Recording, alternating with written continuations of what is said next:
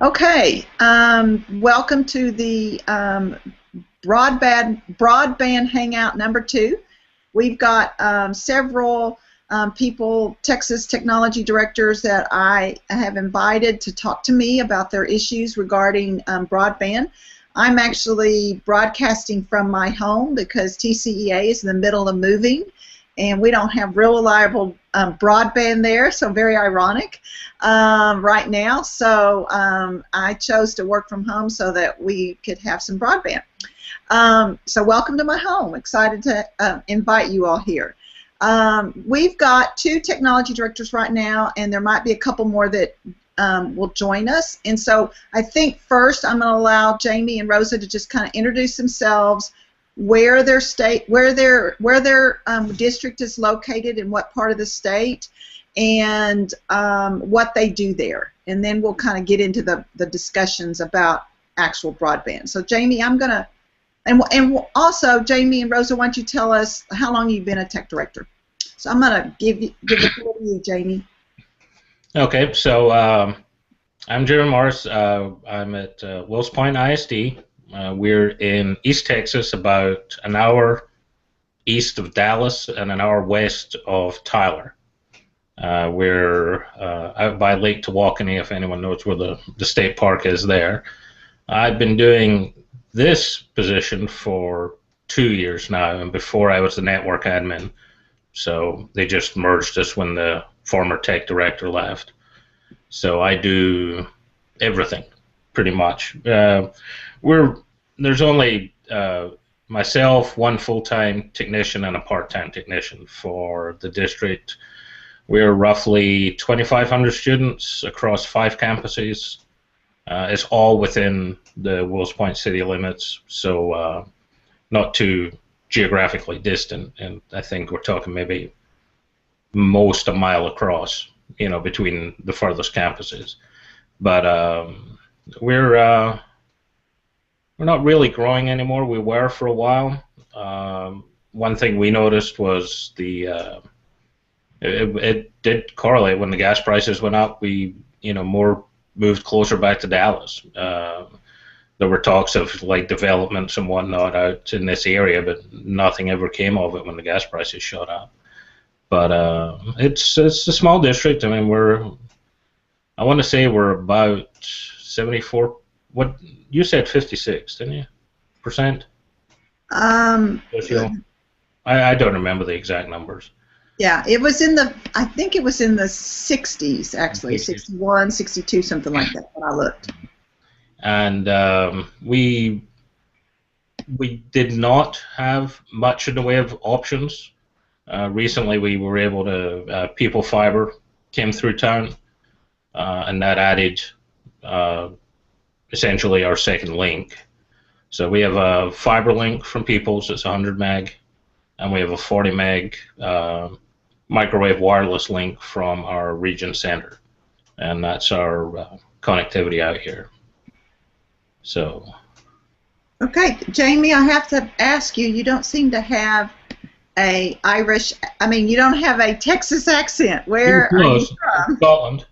Yeah, Scotland originally. I've been over here for 15 years now, coming up on 16. Okay, well, I just wanted to know that. I was just curious. All right, Rosa, I'm going to give you the floor and allow you to tell us a little bit about you and your district and your situation. Okay, well, I'm Rosa and I've been the technology director in Waller for 3 years. I've been a tech director for now 13 years. So I've been doing it quite a long time. Let's see, what else? Oh, I'm a 5,000, right at 6,000 kids school district. We're rural, we're considered rural. We have 8 campuses, spread out anywhere between 10 miles from my elementary schools to almost 15 miles. So we're pretty spread out. Some of our kids sit on a bus anywhere between an hour to an hour and a half just to get to school. So we're pretty widespread. We have 10 gig to 6 of our campuses that we own dark fiber. We lease lines from AT&T for 2 campuses because of our fiber that was cut. And so we've leased lines from them, and those are just 1 gig drops to those campuses. We've taken the time this year to really kind of get our infrastructure together, upgrade our infrastructure, upgrade our backbone, get prepared for the BYOD type of environment. We roughly have 3,200 devices on the network, anywhere between, we're pretty device agnostic as far as how we feel about devices. So we have anything from Chromebooks to Dells to just regular laptops to 8.1 to XP. I mean, we have a kind of a barrage of different devices that are out there. We are an 81% E-rateable district. This year we're going to actually be filing priority 2 on a couple of our campuses that are 91% campuses. Those are 2 elementary schools. And we'll see how that goes for some upgrade on those campuses. What else? We have, I didn't know what else you wanted to know. What else do you want to know? Well, I think you've given us a good idea of both of the situation that both of you have. So I think that, Jamie, you've already kind of alluded to this. I know you and I talked about it before the Hangout started, but why don't both of you kind of go through the challenges that you face, and what I'd like for you to start out is talking about what kind of options you have. So do you have, a whole lot of people vying for your business, for your business, or do you only have one provider, or do you have multiple providers but you still have only 1 or 2 that actually turn in RFPs? And then Rosa, you really brought in something that we haven't talked about before, and that is internally. And so there's one thing to be able to bring a whole bunch of broadband to the network operating center, but it's another thing to be able to pass that along to your campuses. And so you talked about having 10 gig fiber links between your campuses, but 2 of them. So Jamie, you might want to talk about some of that as well. So I know I've asked a whole lot of stuff, and you don't have to tell me everything in this answer, because we're going to be here until 2, no later than 2. So I don't care who goes first. So you all just chime in. Okay, I'll go first. So basically up until last year, we had no real options beyond the microwave wireless from Region 10. We are in that till, I want to say that contract till like 2016, and then we'll see how the consortium's doing after that. A lot of the area, though, over the last 2 years, people have come through with that. It was some sort of federal initiative, I know. I don't know what it was, but they were essentially paid 80% of their costs to build fiber into areas that didn't really have that sort of infrastructure. So they came all the way up. They passed through Wills Point. They go to Quinlan. A lot of little districts around here have been able to, get fiber from them now, whereas we had no options prior to that. Now, when we did put out the RFP last year for the fiber link, we had one other company put in a bid. I had never heard of them. I don't know where they come from. I assume they're probably just an aggregator from somewhere. But essentially, when we put out for it, it was Peoples plus this one other company that I didn't recognize. Hey, James, let me ask you a question. I want to make sure I understand something. So Region 10 had the microwave wireless. They're not the ones that brought in the fiber. That was Peoples Telecom. Okay. Yeah. Region 10. There's probably a few around the state, but yeah, we're on the Region 10 consortium for wireless. Maybank, Quinlan, Wills Point.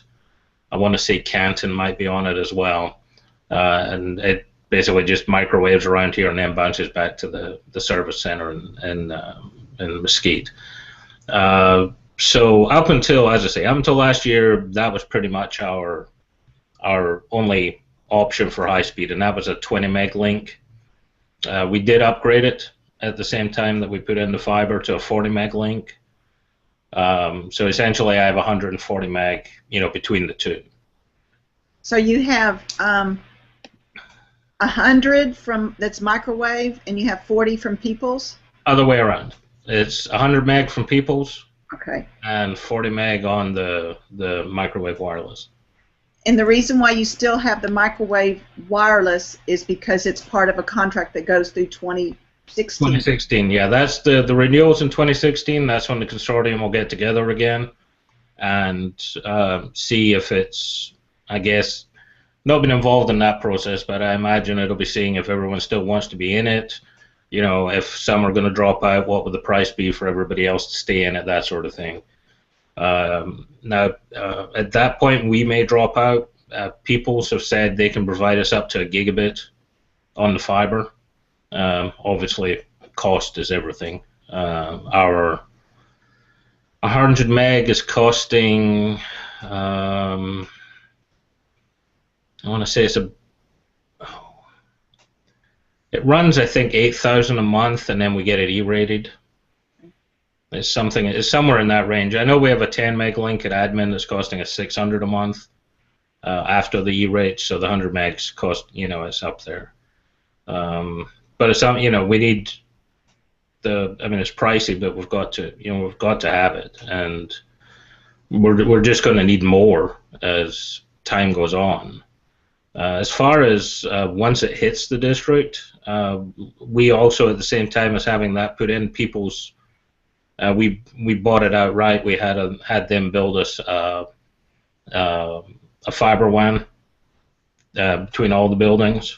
Right now it's running at gigabit, but we have enough strands in the pipe that we can expand that all the way up to. Theoretically, the sky's the limit. We have a 24 strand line between all the districts, and right now we're only using 2 of them. So. Do you own the fiber in between the buildings, or are you leasing that? Yeah, we bought that outright. Yeah, that was about $225,000 to have them build that for us. But it's definitely going to pay for itself over the time. We had been using point-to-point wireless, which was it was starting to have a lot of interference problems because, as we like to point out, trees grow, and once you put it in, and they didn't plan for it to be in for as long as it was in. It was in for almost, I want to say, 8 years, but it was only supposed to be a stopgap until we got fiber. But it took 8 years to get the fiber link. So positioning it was done when everything was a lot less trees between the line sides. So we have that between all the campuses. On the campuses, the network backbone is all gigabit. Every room is gigabit. We are trying this year to finish the build out of our wireless. We currently have 2 different systems in place. One's is Meraki, which is a Cisco product, but we have an older 3Com system, and it's about 5 or 6 years old, but it's 3Com no longer exists. It's hard to find replacement access points when they go down. So we're wanting to replace everything district-wide with Meraki to finish off the campuses that don't have it, and then to build it out bigger at our high school and junior high campuses. They have a tremendous amount of wireless hardware. James, are any of your campus 90% E-rate, and have you been using those resources to put the wireless in the campuses? I don't know the answer to that. We use a third-party E-rate company. We don't handle it in-house. It's something I've heard I can use it for, though I do find that when I like the fiber build, we could have done it between campuses, but we would have had to lease it, and the school board didn't want to do that. And I know when they put in the trapeze system, I believe they looked at that as well, and they just wanted to buy it outright. To finish everything campus-wide, we're looking at maybe 150,000. And they've got a lot of financing options at Cisco, so we're probably still just looking at purchasing it outright. Okay. It's just how they like to operate out here. They prefer to buy rather than to lease. But with like our junior high campus, I've only got about 50 devices that aren't wireless on a campus of over 500 computers. So the existing, I've run up against a wall there with our existing wireless. I have to expand it and make it more accessible, and then they're just adding devices left and right. I've got 120 iPads sitting in the warehouse just to go to, 2 different campuses. The high school's looking at possibly putting in a whole bunch of Chromebooks, and it's got to the point where just about everything they add these days is wireless. Mm-hmm. There are very few fixed labs anymore. I've got 4 for CTE purposes, and then there's 2 or 3 others at the high school that are coming up to end of life, and I honestly don't think they're going to replace them with fixed labs. They're just going to probably go with laptops or, mixed use labs where they can, collaborate and whatnot, but it'll all be Wi-Fi rather than. Okay. You've described the situation that I hear a lot of, and I recognize. So I appreciate you sharing with us all of that, and particularly with me. So Rosa, tell us a little bit about what's going on in Waller. Okay, well, we have over the past, 3 years when I started, we brought everything. I changed kind of how we did some of the processes and some of the forecasting, and so I really kind of took a step back, and we stopped allowing certain parts of the growth as far as the wired side and started really working on our infrastructure. Because at the time, everything was hardwired and drops, and it was just a nightmare. We had a lot of individual switches, things along those lines.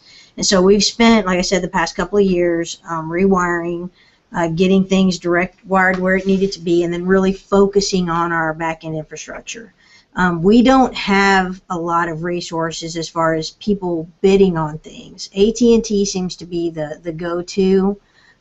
There's been a couple of smaller wireless companies that have tried to come in, but AT&T just blows them away on pricing. I mean, we're just rural. The problem we face is more of the actual area around us cannot even get cellular service, much less broadband. For example, like just to get broadband to my home, I had to put a $1,500 antenna on my house to bring in cellular service so I could have high-speed cellular at my house. I mean, it just, and I just needed that just so I could work from home. So the things like that most of our kids are not going to be able to do for the rural area that surrounds us. We're the 4th largest district as far as square miles go in Region 4. I mean, we are huge. We're 384 square miles. So it's a lot of our kids. Some of our kids don't even have running water. I mean, it's kind of crazy on this day and age how we cannot have access to certain resources. So that's the kind of things we face now. As far as in-house in the district, like I said, we're 8 campuses. We own our fiber, except for those 2 campuses, and we've spent a lot of time this year working on that infrastructure because we know it's coming. I'm only buying wireless. I don't buy anything wired at all. Even my desktop machines that we have are coming in. We buy wireless cards for them, and we go straight wireless. We don't even bother moving cable. If the cable's there, great, but I'm not adding unless I have to, type of thing. But we still do add. I mean, we still do for lab environments, for testing. I'm kind of nervous to go full wireless on that type of stuff yet. But we have added a lot of Chromebooks this year. We have quite a few labs coming in as far as wireless labs coming up. Our iPads, we got a couple of them out there. We got maybe I think 300 total in the district, which doesn't seem like a lot, but we're a baby step type of district. They don't like change too fast, and so we've really kind of taken our time to get training into our teachers, get some of that professional development as a focal to be able to start moving forward on a lot of the newer technologies that are out there. We've spent time getting our classrooms prepared, getting smart boards in all the classrooms, getting the teachers' computers able to use the smart boards, and getting our teachers trained to use the smart boards, and so all that type of stuff, and which IMA has helped us tremendously with that professional development piece, being able to use. So we're very fortunate. As far as our wireless, we took this past year and really changed, last year, and we changed to a single controller base to be able to access all of our wireless access points everywhere. We're an Aruba shop. And so we're running Aruba on all 8 campuses, including transportation and maintenance, and it is fantastic. We can't complain. We've been able to throttle a lot of things, and we're able to monitor a lot of things, so it helps us as far as our bandwidth goes. And we've added roughly, I guess, about 60 access points this year, and I'll add about another 50 before the end of summer, and that'll cover. We finally meshed out our high school, so we're pretty good there, and we're meshing right now our junior highs and one of our elementaries before the end of summer, and then next year's budget cycle we'll get the rest of the campuses on board with a more robust wireless environment. When I came in 3 years ago, we actually turned off our circuit with Region 4, and it was just because of cost. I mean, what they were charging us for a circuit, and what we paid for a circuit the first year I came in, we had gone from a 7 meg circuit to a 30 meg circuit my first year. When I came in, they had already had that contract in place, and that lasted a year, and I bumped us to 100 meg. And so we're 100 meg now, and we'll go to 200 meg in July. We got that E-rated, and we'll get that secondary line up there. So we've grown, and then I just anticipate us adding another circuit next year. I mean, that's the budget. Unfortunately, I cannot just say, oh, let's go, this amount and that's it. We have to kind of take small increases, and we're very fortunate that anything we get E-rated, our CFO gives back to the technology department. So we're actually able to, whatever I get returned in E-rate, he drops it straight into our technology fund, and that's what I'm able to use to buy anything we need as far as infrastructure, what we need in the classroom, everything that we can possibly get for the network and for our students. So, it's been a challenge when the RFP went out for when we were doing our E-rate. Like I said, AT&T was the main person that applied for everything. We had although they don't apply for cellular environment, but Verizon did that. I'm sorry. Sorry about that. So anyway, the RFPs that were out there we just don't get a big response, and I think a lot of it is because everybody that's going to apply, everybody that's going to run it's going to run on AT&T's wires anyway, because there's not a lot out here yet. Now we're getting there, because now with the Grand Parkway opening and the new construction, we're going to be growing.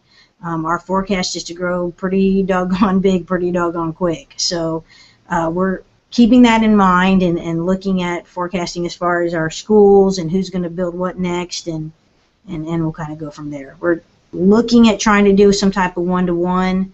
I just don't see how we can afford it, not right now. So it's going to be looking like we're going to be more of a BYOD than anything else. Okay. I have a couple questions. Let me go back to you, Rosa. You mentioned that you had AT&T and Verizon. Are those the two that bid, or Verizon didn't bid? Verizon didn't bid on our actual hard lines, our internet access. What they actually bid on was all of our cellular, because we still pay for cellular. We still do our cellular for our administrators and essential personnel. So we still do all of that, as well as We had a grant last year that we had 200 iPhones that were given in the hands of 5th graders, and so they still bid on all of that as well. So they did that. Now AT&T, we had AT&T and, oh, let me think. How about a cable company? We have no cable out here. there is no cable in Waller. Except in the actual city of Waller, there is no actual cable company out here. Everything has to be satellite.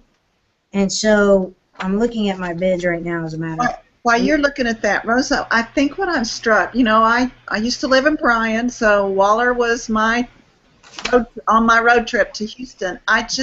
I'm really kind of amazed at how close you are to the largest metroplex in the state, and you have so little access, not just to... Isn't that crazy? You would think we would have more. AT&T didn't bump their circuit to even offer us more until we got the Buc-ee's.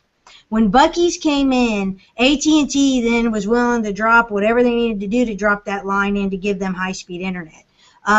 But even you can get high speed within the city, but you got to remember our city is only this small. Our district is this big and our city is this small, and so inside the city you can get high speed internet, and you can get it through. I think people get it through AT&T. As far out as I think about, I want to say close to maybe 8 to 10 miles in certain directions.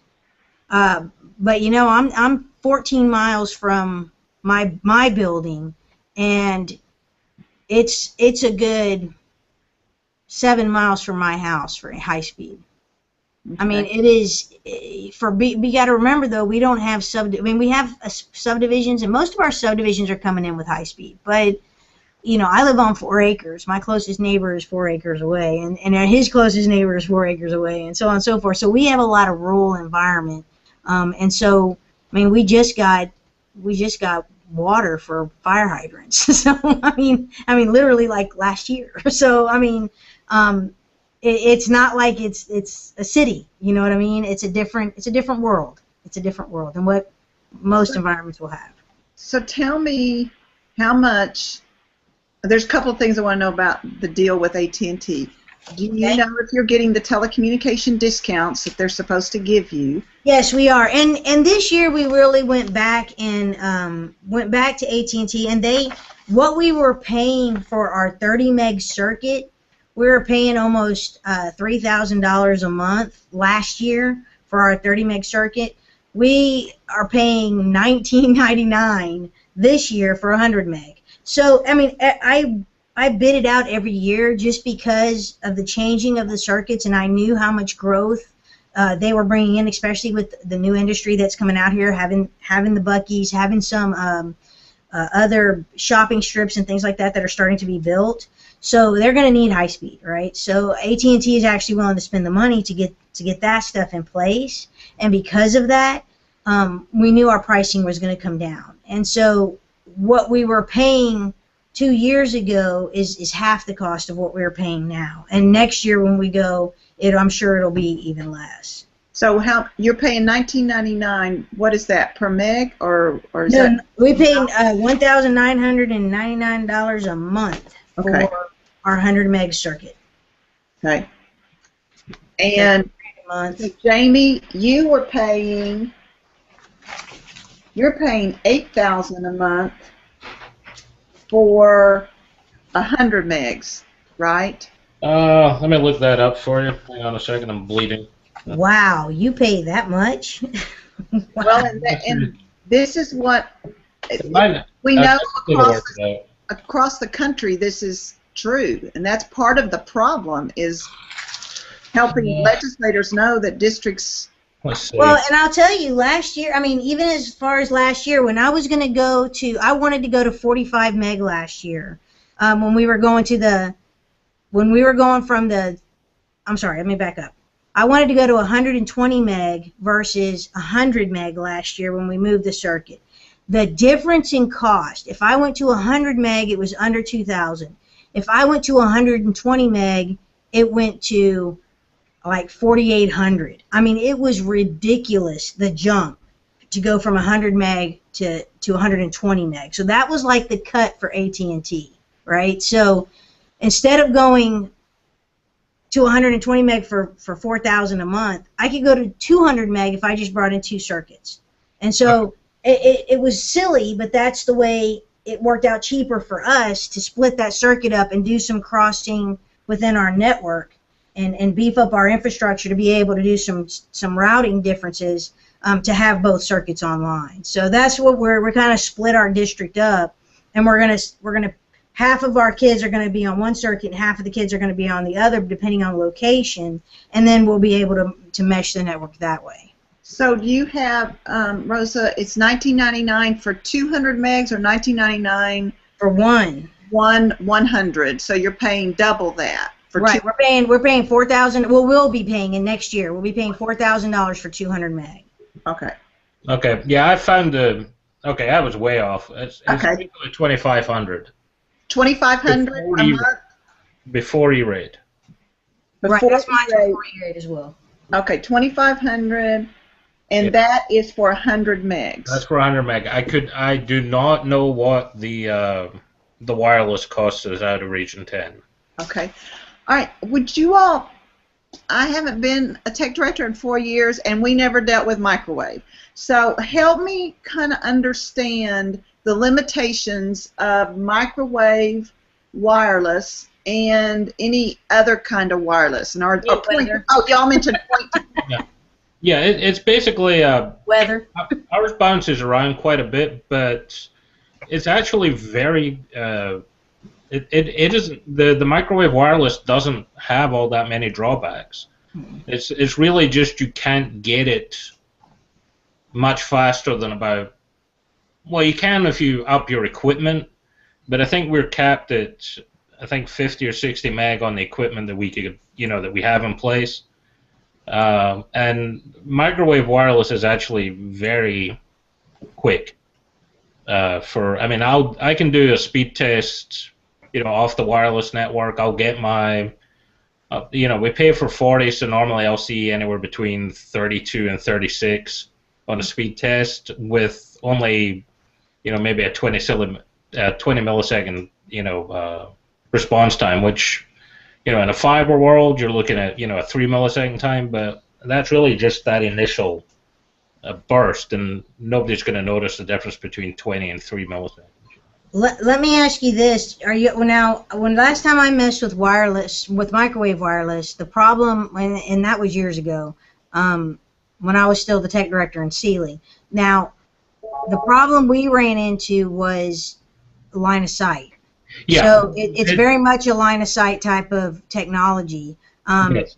That's still correct, right? That is still correct. Yeah, we have had the problem we ran into that I had experience with, Jennifer, was. We had only almost a mile between our campuses, and think of it as a directional type of antenna. So when it would send the signal out, you had I guess I got to be in my camera. You had a signal like this, right? So the further it went out, the dimmer the light, right? So when it got to the other side, your antenna was receiving, and on a good day with low reflection, you'd see a bright signal. On some days, Lord knows in South Texas how bright it is in the top of buildings and the reflection you get and trees growing and the weather and all those conditions. Although reliable when it's great weather and it's clear and it's not as windy, if you have any type of trees or anything in the way, high fog, for us it was torrential rain, you would get that reflection and it would tend to bring down, not necessarily bring down the wireless, but mess with the integrity of the signal a little bit. And you don't get the distance. Your point-to-point distance is not going to be the same like you're seeing in 802.11, NG or B or any of those. So it's a little bit different, but still definitely a solid communication source if the environment is ideal. Yeah, now that's true of a lot of the lower end stuff. The big microwave equipment. Yeah. We bounce to Maybank, which is about 35 miles, I think. I mean, the ones we have here are the ones you see on, when you're driving down the highway and you see the chains along the side of the road on the electrical pole, on the electrical pylons. You've got the big round dishes. Those are the ones we use for that. For the Region 10 ones use those. They're pretty much it's line of sight, yes, but weather doesn't impede them just because of the way the signals are formed. Now, yes, the stuff we use building to building in district, yeah, we had like omnidirectionals, and we even had the unidirectional antennas on some buildings. But yeah, we would still have, if the wind blows and that dish moves a couple inches to the left, yeah, the whole building goes down. But it's thankfully for the big bandwidth one, yeah, we never had that. We've never really had. They came out and raised it once to clear some obstructions between us and Maybank, but that's worked very nicely for the years we've had it. Of course, nothing beats fiber. I mean, it really is true, Well, that was going to be. I was wondering if you all would agree with that statement, in that fiber is still, in your mind, the way to go if you're worried about scalability in the long run. Yeah, scalability and stability. You've got to have a physical link. Well, and I'll tell you, Jennifer, my biggest, I don't think I was as big as a advocate of owning my own fiber until I went through the upgrade this last year with my fiber. I had always been in at least type of environment because of fiber getting cut and just the maintenance and just the owning it. You just take on a lot of responsibility with it. Now this past year, it earned its weight in gold, because for me to be able to upgrade my backbone infrastructure to 10 gig, I just bought the modules, plug them in, boom, we're done. With AT&T, it's not that simple. So you got to sustain cost, and you got to look at what they can do and what we have to change. And there's just a lot more to it than if I had dark fiber and could upgrade everything by the flip of a switch, which is what we did. So in that aspect, I think you have to own your fiber, or have to have some type of fiber connection in order to see the growth and keep up. I don't see how people are going to do it otherwise, because then you're looking at constantly changing out major pieces of your infrastructure, which it gets expensive quick. Mm-hmm. Yeah, we had looked at gigabit wireless and fiber, but yeah, you were looking at, just for an antenna, you were looking at anywhere from $1,500 to $4,000 per antenna for the gigabit wireless, and then you had no upgrade path. Right. If you wanted to go faster, you had to go out and buy another piece of, another wireless and replace what you already had. But with the fiber, we've got 24 strands running. We're only using 2. We want more bandwidth. We just light up another couple of strands and plug them in. And that's what's interesting when we talk about wireless, because even at wireless in, I mean, you're still going to see your faster speeds with a hardwire plugged-in unit. Versus going over wireless at 10 gig. I mean, you're going to see the fast speeds that you're plugged in. That's the reality. Now, it's almost kind of like we're taking a step back, because all the districts invested in all this money to bring 100 megabit to the desktop, only to now go wireless and go back to 10. So it's kind of funny to me to kind of sit back and watch, being in this industry. I've been in education now for 15 years, and so seeing that kind of tide go up and down is kind of interesting. So tell me what you're doing to bring wireless to the speed that you need to bring it to. And we did one-to-one in Bryan, 7 years ago. We put an access point in every single classroom. Is that kind of what you're doing, or is there more sophisticated? Yeah, well, you got to remember too, your access points 10 years ago versus your access points now. I mean, 10 megabit for one device is plenty. I mean, that's fine. The problem is you have 30 devices in the classroom, or 35 devices in the classroom. So what we're doing is, it's not just one device or one access point in the classroom. It's one access point in the classroom, but maybe one access point right outside the room that also catches the classroom, and then catches the hallway and catches the next class. And so we're meshing them. That's what we're trying to do, is that to give that speed, because everything's changing, right? So everything's going to more of a net type of book. So your Chromebooks, your Apple products, even your 8.1 Windows products are all going to that philosophy of go to the network and not process so much on the individual machine, but we're going to process it and only pull over the essentials over the network, right? So because that technology is kind of changing, the types of machines we're buying are not as beefy as they used to be, because they don't have to be, right? So a lot of the process is happening on the web, and they're just transferring pages and information over, not so much the whole process like you did before. And everything's going with HTML5 and PHP. All that stuff is changing how all that works. Well, by meshing it, 7 years ago, or even 5 years ago, like we had wireless throughout our whole district 7 years ago. But the access points that are still there, and our wireless was working fine because we didn't have as many devices. Well, now, just for giggles, I put a open access. I made an SSID and opened it and put it on my high school, just to see how many devices our kids actually have.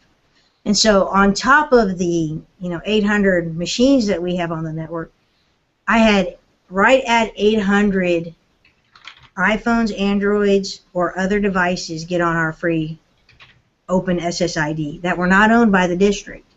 So what that made us realize is, in order to sustain all that, I have to, the AP105s from Aruba right now will support about 20 devices, 20 to 25. They say 30. My cut point is about 22 when we're pulling video and everything else. And so we're kind of basing it off of 20 and laying out our access points strategically in the environment, where if there's 35 kids in the classroom, I need 2 access points reachable at this location and reachable at this location, and kind of mapping it out that way. We're having to really mesh the network hard so that our access points are sustained. Now, the access points that we've had in the network for 5-6 years, I'm pulling a lot of those off, and I'm having to replace them. And then I'm taking those slower access points, and I'm having to put maybe 3 of those in a classroom of our older devices, so that they can do what the new devices do. Make sense? So rather than just get rid of them, we're actually repurposing some of those access points. Yeah, and that's what we're seeing as well. We're as far as the wireless goes, the Meraki's that we currently use are the theoretical throughput is 600 meg on them. I'm upping those to basically just shy of gigabit speed for their throughput. It's it's a beefier device, and I'm also like at the high school. Just to give you an example. What I consider the main building, which is where about 80% of the classrooms are, it's a 2-story. Currently, there's only maybe 25 access points on it. This plan that I have laid out that I'm working on to try and basically beef them up is putting in 56 of these brand new 900 meg units and replacing 20 of the 600 meg. And I know that'll cover the high school fine. The same goes at the junior high. So it's exactly the same scenario. We've got 17 of the slower devices, and I'm basically going to have to put 1 of these gigabit devices per classroom just to support the 25 laptops that are assigned to the classroom. You were talking about your guest network. Today, on my guest network, I have 995 unique devices. I have a separate network just for iPhones, Androids, kids bring in their laptops. So there's 900 on there, and we've got 450 district-issued devices. Wow. That.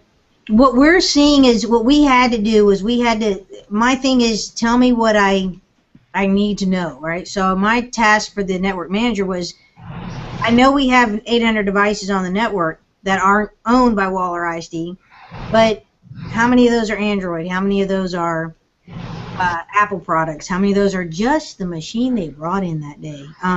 And so we started looking at splitting up our SSIDs, and so we have a couple of ways that we do that, just so we can track. Just because I'm curious, so I want to know how many devices we have on the network versus how many district-owned devices do we have on our network versus guest network versus all of that. So we split a lot of those things up just because. And so one of the nice things by backing up our wireless this year, by changing the infrastructure, is we were able to go 10 gig from our wireless controller to our backbone. So now the speed from our controller to our backbone is not even an issue, whereas before we had multiple controllers on every campus, and we kind of combined all that this past year to kind of prepare again for beefing up our wireless. I have a question that I want to ask both of you, and that is, just talking to you all, you know a whole lot. How do tech directors keep up on this, particularly when you're little small school districts? Maybe, I don't think you all where you're teaching or whatever, but in some school districts, the tech director does about 5 other different things. How are tech directors in a school able to keep up with all of this? What's your best advice? And we need to kind of do it pretty quickly, because I do have one question that one of the viewers wants answered, but I'm just amazed at y'all's expertise. Your school districts are lucky to have you, but how do you stay on top of it, and what's your advice to help others with that?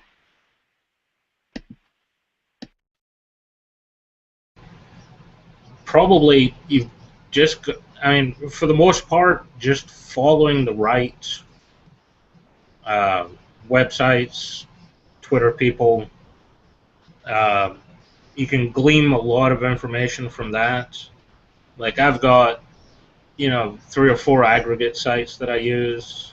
They've all got forums and whatnot, and then of course through most vendors have forums.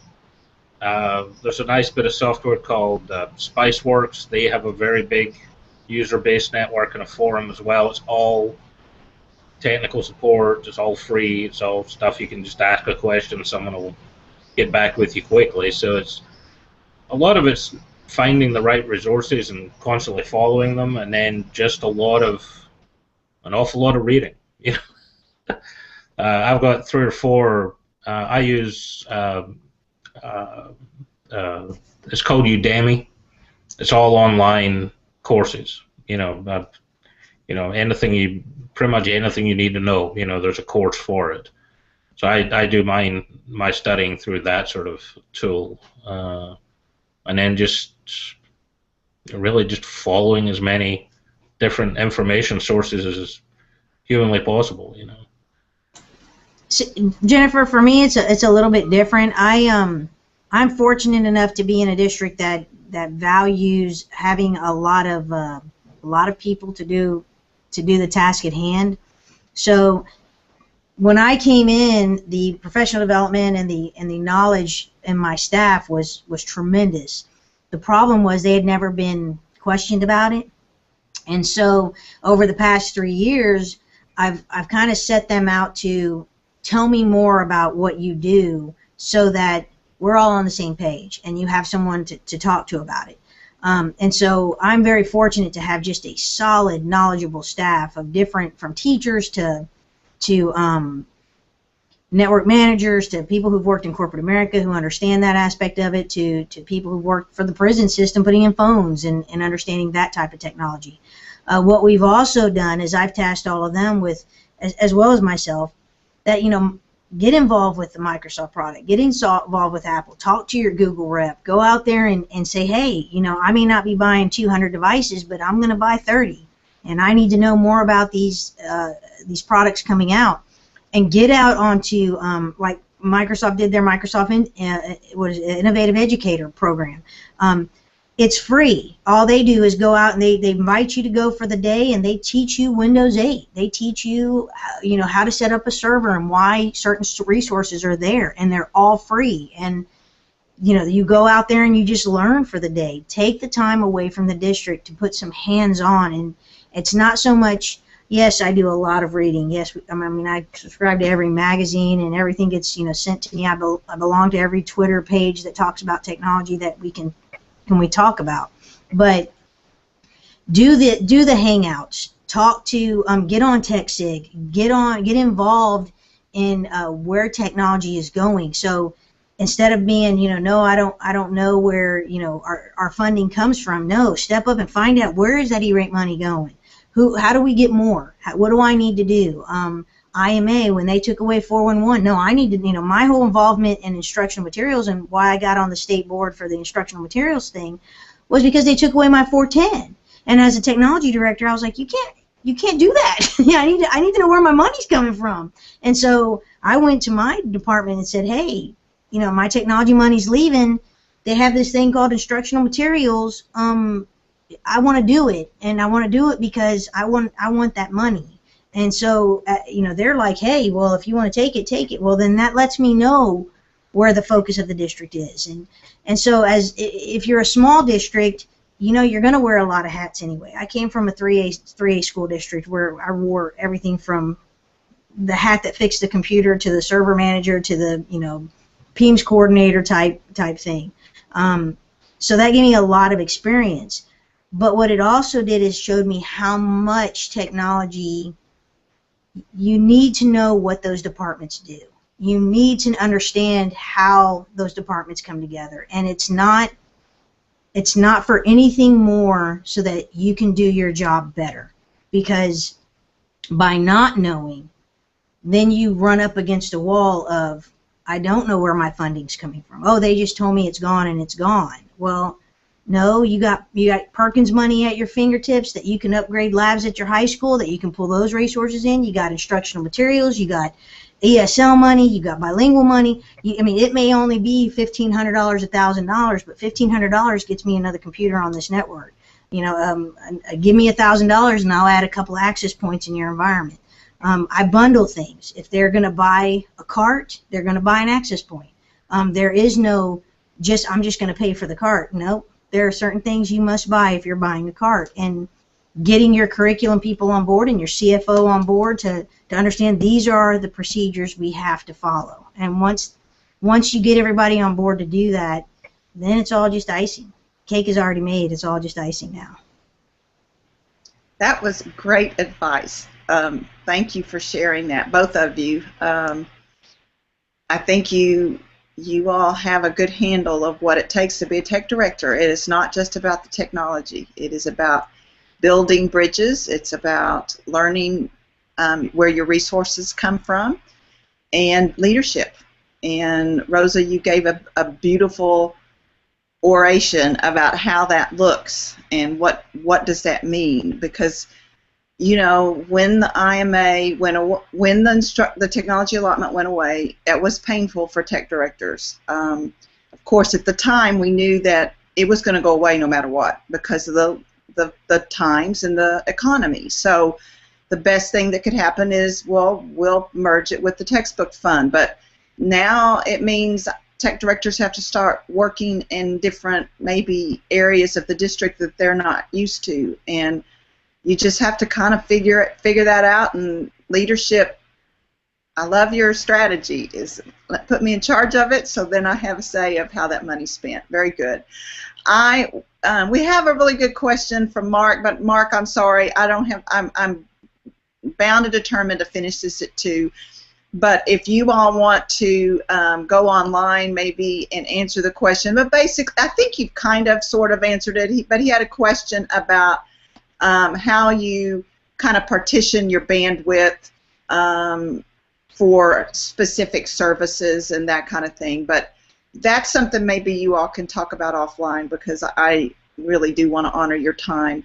But Jamie and Rosa, I really appreciate you giving up this time. And as I said in the last one, please email me if you have any other insights, because this is a very big deal. I don't know if everyone knows, but the telecommunication discounts are going to be sunset, which means they'll go away in 2016, which means if we don't get them extended through legislation this next session, they will go away. Now, if the state wants to solve the broadband problem in other ways, then maybe we don't need that discount. But that's the kind of answers I need to know. How many districts are utilizing AT&T's discounts, Verizon's discounts? They're the discounts from the telecommunication bill that was passed in 1995, and that was my very first year as a tech director. But most of us are almost out the door, and so a lot of people don't even know about them. So Rosa, I give you kudos for even knowing about them, because a lot of people don't even know that if they are doing business with a certain segment of the telecommunication industry, then they're supposed to get discounts, and that information is on the TCA website. So if you're listening and you don't know if your company is supposed to, I don't have time to explain it. I'd be glad to do it if you call me. But the information's on our website, TCA's website under advocacy. But I am going to need. We're going to all have to work together to accomplish this, and it is to me, it's the next big hurdle to making education go completely digital. We are just right there, and we cannot do it if we don't solve this problem. And it's got to be scalable, and it's got to be affordable, and it's got to be everywhere. And it has to be able to go all the way to your house, Rosa. It can't just be at your school door. So you all have given me, this is the second time that I've heard, first time I heard it was in the first Hangout, and that is, well, yeah, inside the city limits, we're fine, but outside the city limits, we're not. And I didn't quite understand that until, Rosa, you kind of made me understand, okay, yes, it's not just your houses that are outside the city limits, it's also the school districts, and that makes sense. So that is another piece of the information that I needed to know. We will be I'm going to be working on a survey, and so all of this is that I want tech directors to complete, so all of this is helpful. So please continue to communicate with me, Rosa and Jamie, and anybody else that's listening. And if there's any other tech directors that I need to talk to, please let me know, because this is invaluable. I have not been able to talk to a lot of people out in West Texas. So far, it's kind of been around the Houston area, Dallas area, and Austin area, and San Antonio. A little bit, I talked to Lubbock Cooper up in the west part of, up in the Panhandle. But a thing that it also has, I've realized, is that many of the school districts that I'm talking to, just like you, Rosa, are by big cities. But that does not mean they've got access to broadband. And I think most people, even myself, think that's true. And so a lot of misconceptions about what's reality. But I want to give you all a lot of kudos for what you're doing, because you're doing a great service for your kids and your teachers and your administrators. So anything that I can do, TCA can do to help you, we're there for you. So if y'all have any parting comments, now's the time. Other than that, we'll close. Hey, Jennifer, can you give me a call? Because I do have a question on when the phone services go away, what we change those circuits to. I know Huntsville had made a comment that she was changing certain circuits to make sure that she kept the phone services, even though it wouldn't be like POTS lines anymore that would be covered, but her PRIs and things like that that would eventually go away, and now changing to some other type of circuit. And I have not dedicated the time to research that, but I know the clock is ticking and I need to start looking at it. Are they talking about the E-rate yeah. services? Okay. So, and were you talking to? I was talking to Tracy in Huntsville. Tracy, yeah, in Huntsville. Okay. Yes. I can't call you right now because I've got to run to meet somebody from TCA to take some stuff back to IKEA because some of our new furniture broke. So fine. Tomorrow, I mean, anytime before next week, or wait a week because I'm going to be in the Bahamas after that. So. Oh, that's awesome. Okay, I'm going to stop the broadcast and then we can continue to talk. All right. Thank you all for joining us. We're going to have lots more of these because the more you talk, the more I learn. Thanks. Bye. Thank you.